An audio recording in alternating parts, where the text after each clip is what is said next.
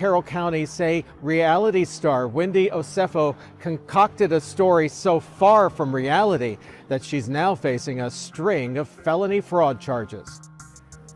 At her home in Finksburg today,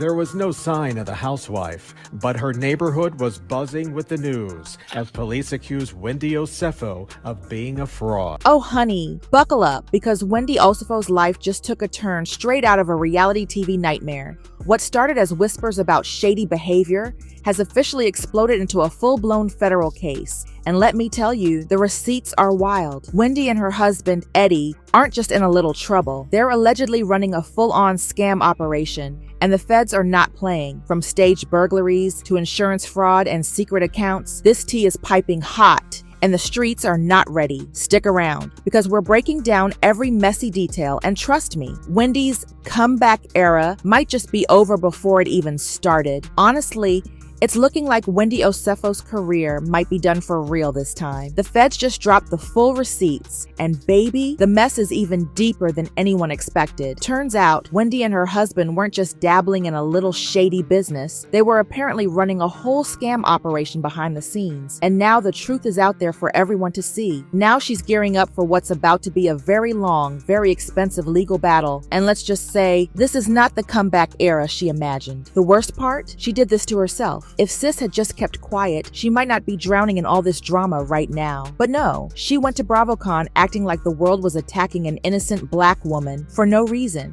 It's an unfortunate situation, and right now I can't say too much, but I will say when the time is right, I will share my story with everyone. And for now, they're just allegations, so we will continue to push forward.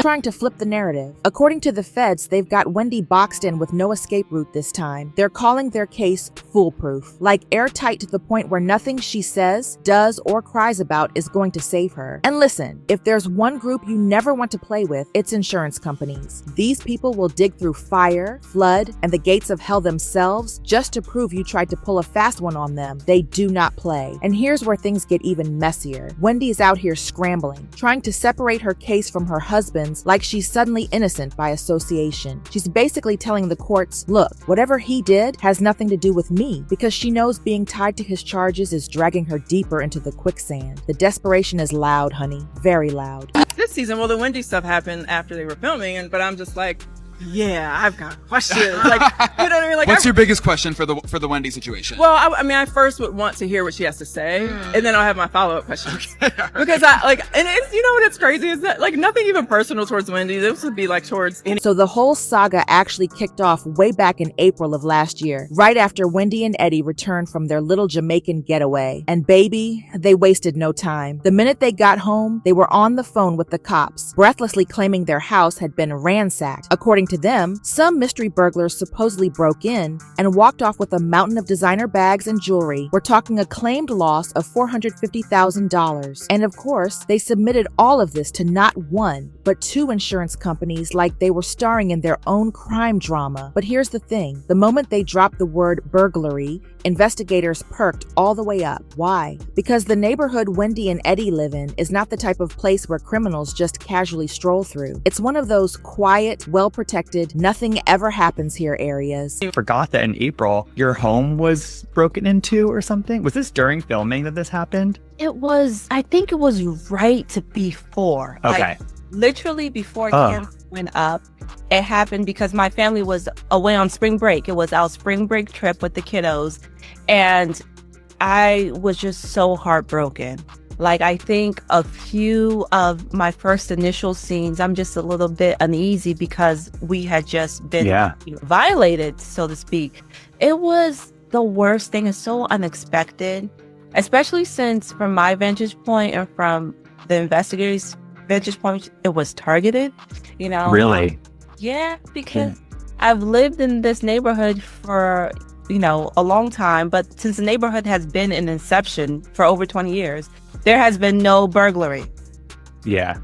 You know, like nothing. So naturally, the police started picking apart every shred of evidence they could get their hands on. And that's when things started looking, let's just say, a little suspicious. But the deeper the cops dug into Wendy and Eddie's story, the more things started falling apart like a cheap wig in the rain. First of all, the so-called break-in? Yeah, it wasn't breaking much. Only the bedroom looked like it had been ransacked. And even that looked more like someone had staged chaos than actual burglars tearing through the place. The rest of the house? Spotless, like showroom spotless. And then comes the kicker. The window they claimed the burglars escaped through had zero signs of damage, tampering, or even a struggle. Nothing. Not even a scuff mark. The cops even checked the toilet the thieves would have supposedly stepped on to boost themselves out. And guess what? Not a single footprint. Not even a smudge. Whoever these imaginary criminals were, they apparently floated out of the house like ghosts. But it gets worse. The Osefos had both ADT security and ring cameras running before they left for Jamaica, meaning the house was under full surveillance. Yet during their entire vacation, there wasn't a single motion alert inside the home. Not one. The only activity recorded was harmless stuff like package deliveries, all monitored remotely. Other than that, radio silence. Now tell me, does that sound like a house that got hit by burglars? The cops didn't think so either. The whole situation started giving carefully planned production instead of random crime. And then, reports came out that some of the items Wendy and Eddie claimed were stolen were actually things they bought and returned years ago for refunds. Some traced back as far as 2018. Wendy may be book smart, but baby, this was not street smart behavior. If she really thought nobody would look into all that, she clearly didn't think the plan through, not even a little. She just messaged me a couple days ago. You know, she's one of the very only, like the only ones who is like, you know, I'm so proud, you know, well, what she said was, God has you covered, right? So this is, I need a second. Because I get it. Bitch, I opened my phone. I had no idea it was even going on. And I'm like, I'm shocked. Yeah. Do you know what I mean? Yeah, I'm very, very shocked because I felt Miss 4 Degrees had it together. Okay? I thought she had it together. I mean, isn't Eddie an attorney? For heaven's sakes, like what the fuck? Excuse my language. And as if things weren't messy enough, the cops hit Wendy with the kind of receipt that makes the whole internet gasp. They pulled up a red carpet photo, yes, an actual event photo, showing Wendy proudly rocking the same ring she claimed had been stolen. Baby, the audacity. Now, the cops didn't spill everything because they're still stacking their case like Jenga blocks, but they did reveal one thing loud and clear. They found at least 15 items that were supposedly stolen sitting right there inside the Osefo home, not hidden, not tucked away, just there. With all that evidence, the police finally dropped the hammer. Wendy got slapped with multiple charges, 7 counts of felony insurance fraud and 8 counts of conspiracy to commit insurance fraud. Eddie, he caught nearly the exact same set of charges, a matching couple set, but make it criminal. And honestly, when it comes to the Housewives universe, it feels like every year one of them gets caught with their hands elbow deep in the cookie jar. But nobody, and I mean nobody, had Wendy on their 2025 scandal bingo card. With all those degrees she flexes, with the way she carries herself like she's above the drama, the streets were not expecting her to be the plot twist of the year. So when those mugshots of her and Eddie hit the internet, chaos. Social media went feral. People were refreshing pages like they were trying to win concert tickets. Everyone wanted more info, more tea, more everything. And, of course, Wendy, who always has something to say about every situation, whether it involves her or not, wasn't about to sit quietly now. Oh no, sis immediately clapped back, calling the charges false, illegal, and defective. Then at BravoCon, she doubled down again, claiming she couldn't spill all the details for legal reasons, but she can't wait to share her story.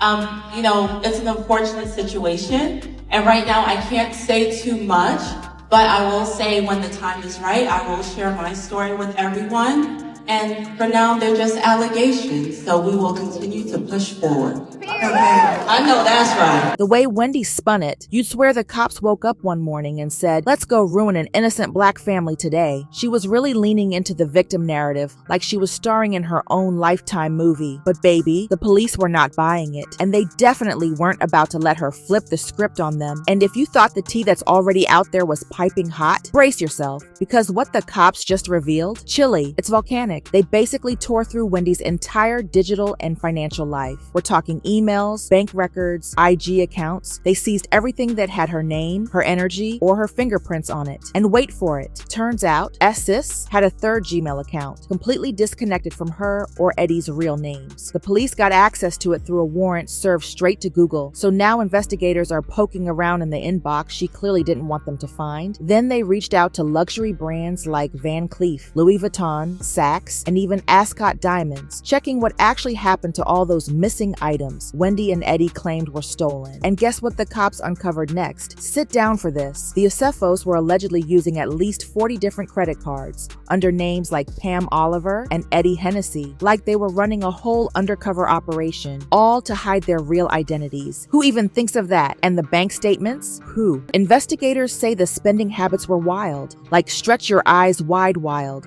And that pattern plays right into the motive behind this entire case. Look, we all know it's innocent until proven guilty, but Wendy is giving full-blown Jen Shah energy at this point. Deny, deny, deny until the walls cave in. Because if this really was the misunderstanding or the illegal arrest she keeps claiming, why are she and Eddie suddenly begging for separate trials? And I said she's going to have her husband take the fall, and everybody was like, she should take the fall because he's the attorney, blah, blah, blah, blah.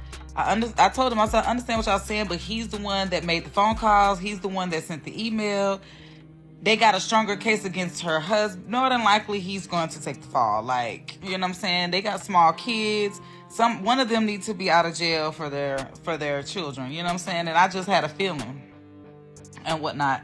And look, lo and behold, she is separating her trial from him, even though they both are being charged with the same, like, mostly the same. Now, to be fair, asking for separate trials is a strategic move. Probably the smartest one Wendy and Eddie have made in this whole mess. Splitting their cases gives them the chance to roll out two totally different defense strategies, each one crafted to save their own skin. And honestly, it also helps them avoid the nightmare scenario of both parents ending up behind bars at the same time. They've got kids, a whole family structure, and image-wise, that would be catastrophic. But even with that little bit of strategy, let's be real. Things are not looking good for the Osefos right now. The walls are closing in, the feds aren't playing, and the internet? Oh, the internet has been having an absolute field day. Opinions are flying, memes are circulating, and people have already picked sides. And spoiler alert, most of the takes are not in Wendy's favor. So you mean to tell me Wendy made fun of Giselle's purchased house and the other women's lack of designer goods,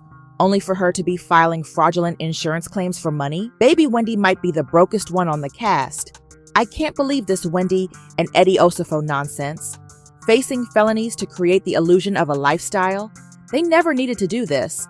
The only reason why this is such a big blow to Wendy to where she can't recover is because she put herself on the highest pedestal. But all right, I want to hear your thoughts on this circus. Do you think Wendy is getting framed, or do you think she knew exactly what she was doing? Drop your opinions in the comments because this one is about to get real spicy. And don't forget, hit that like button, smash that subscribe, and turn on those notifications so you don't miss any of the mess. All right, I'll catch you in the next video. Bye.